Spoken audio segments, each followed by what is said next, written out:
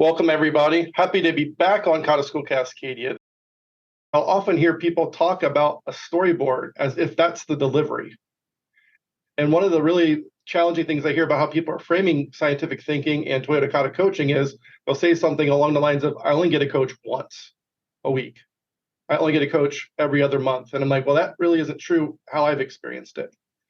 But when I think about it in terms of the times I get a coach, I'll say I have dozens of opportunities a day to use Toyota Kata scientific thinking to coach people, which differs a lot from when I hear people say there's only one opportunity. And I think it's because we're anchored to that storyboard. So if I had a subtitle today, it would be the storyboard is optional. I valued the storyboard, I share the storyboard, and I use the tools that are there as the learner needs them.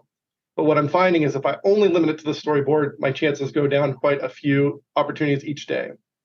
So where in the world do you get to practice Toyota Kata coaching and everyday experiences? And where I'm seeing it coming is in the real conversations we have every day. They're in meetings we attend. They're in conversations where we're doing some type of root cause investigation about a defect or incident that we didn't want to occur the way it did. If I limit my thinking that I need a storyboard to Toyota Kata coaching, I'm going to limit my opportunities to coach. It's going to limit how many times you can practice. But certainly think about the opportunities you can apply Toyota Kata coaching on a day in and day out basis. So that leads me to my question.